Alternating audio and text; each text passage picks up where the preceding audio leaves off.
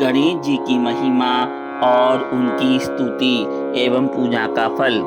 पुलत्स्य जी कहते हैं, भीष्म, इसके बाद एक दिन व्यास जी के शिष्य महामुनि संजय ने अपने गुरुदेव को प्रणाम करके प्रश्न किया। संजय ने पूछा, गुरुदेव, आप मुझे देवताओं के पूजन का सुनिश्चित क्रम बताइए।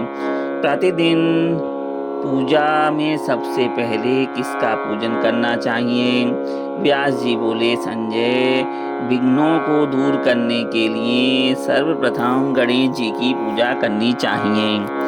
पार्वती देवी ने पूर्व काल में भगवान शंकर के सहयोग से स्कंद यानी कार्तिकेय और गणेश नाम के 2 पुत्रों को जन्म दिया। इन दोनों को देखकर देवताओं को पार्वती जी पर बड़ी श्रद्धा हुई और उन्होंने अमृत से तैयार किया हुआ एक दिव्य मोदक लड्डू पार्वती जी के हाथ में दिया। मोदक देखकर दोनों बालक माता से उस लड्डू को मांगने लगे।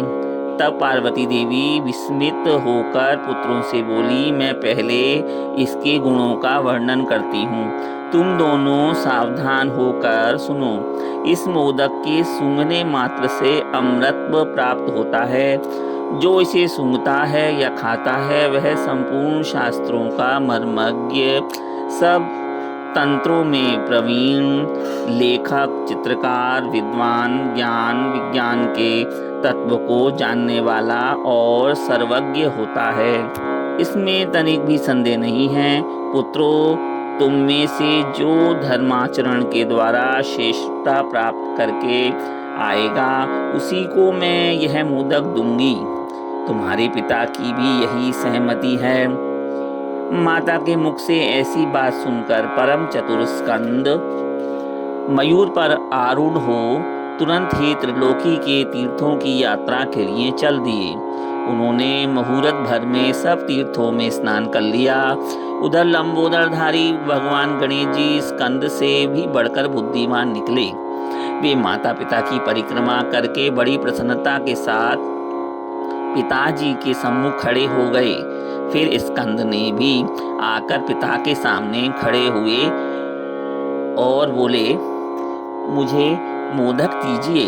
तब पार्वती जी ने दोनों पुत्रों की ओर देखकर कहा, समस्त तीर्थों में किया हुआ स्नान, संपूर्ण देवताओं को किया हुआ नमस्कार, सब यज्ञों का अनुष्ठान तथा सब प्रकार के वस्त्र, मंत्र, योग और संयम का पालन, ये सभी साधन माता पिता के पूजन के 16वें अंश के बराबर भी नहीं है। इसलिए यह गणेश सैकड़ों पुत्रों और सैकड़ों गणों से भी बढ़कर है। अतः देवताओं का बनाया हुआ यह मोदक मैं गणेश को ही अर्पण करती हूँ। माता पिता की भक्ति के कारण ही इसकी प्रत्येक यज्ञ में सबसे पहले पूजा होगी।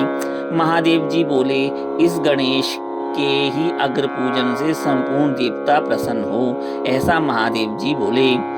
व्यास जी कहते हैं, अतः द्विज को उचित है कि वह सब यज्ञों में पहले गणेश जी का ही पूजन करे। ऐसा करने से उन यज्ञों का फल कोटि कोटि गुना अधिक होगा। संपूर्ण देवी देवताओं का कथन भी यही है। देवाधिदेवी पार्वती ने सर्वगुणदायक पवित्र मोदक गणेश जी को ही दिया तथा बड़ी प्रसन्नता के साथ संपूर्ण देवताओं के सामने ही उन्हें समस्त गणों का अधिपति बनाया। इसलिए विस्तृत यज्ञों, स्तोत्र पाठों तथा नित्य पूजन में भी पहले गणेश जी की पूजा करके ही मनुष्य संपूर्ण सिद्धियों को प्राप्त कर सकता है। चतुर्थी को दिन भर उपवास करके गणेश जी का पूजन करें और रात में अन्न ग्रहण करें। गणेश जी की स्तुति इस प्रकार करनी चाहिए, श्री गणेश जी, आपको नमस्कार है। आप संपूर्ण विघ्नों की शांति करने वाले हैं उमा को आनंद प्रदान करने वाले परम बुद्धिमान प्रभु, भवसागर से मेरा उद्धार कीजिए। आप भगवान शंकर को आनंदित करने वाले हैं। अपना ध्यान करने वालों को ज्ञान और विज्ञान प्रदान करते हैं। विघ्नराज, आप संपूर्ण दैत्यों के एकमात्र संहारक हैं। आपको नमस्कार है।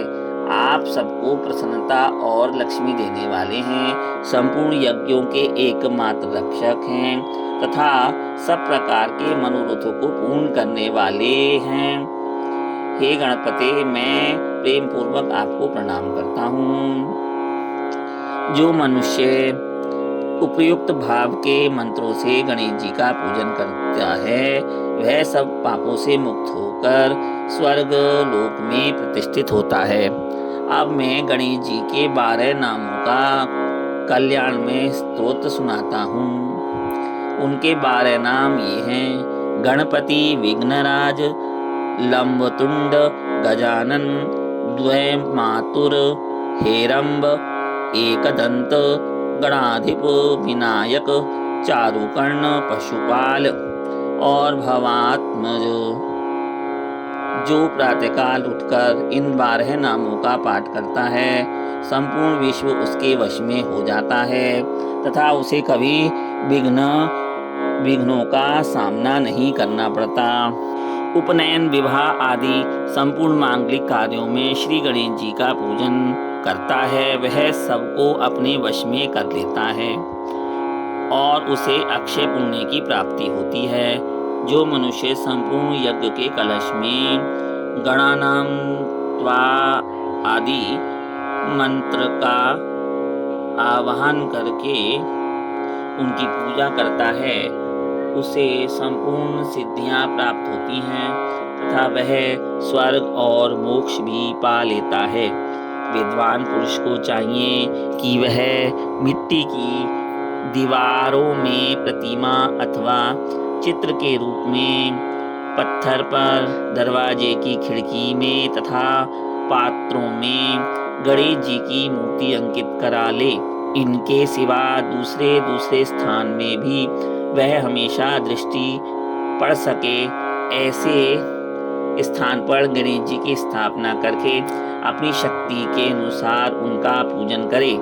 जो ऐसा करता है उसके समस्त प्रिय कार्य सिद्ध होते हैं, उसके सामने कोई विघ्न नहीं आता तथा वह तीनों लोकों को अपने वश में कर लेता है। संपूर्ण देवता अपने अभीष्ट की सिद्धि के लिए जिनका पूजन करते हैं, समस्त विघ्नों का उच्छेद करने वाले उन श्री गणेश जी को नमस्कार है।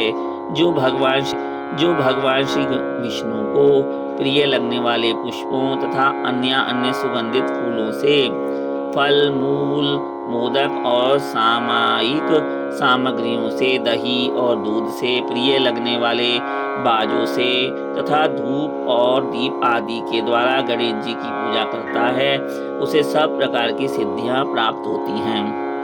यह कथा संक्षिप्त पद्म पुराण गीता प्रेस गोरखपुर की पृष्ठ संख्या 221 से 223 के बीच में वर्णित है। इसी प्रकार की सुंदर कथाओं को सुनने के लिए लाइक करें, सब्सक्राइब करें और बेल आइकॉन को प्रेस करें और हमारा उत्साह बढ़ाएं। जय श्री गणेश।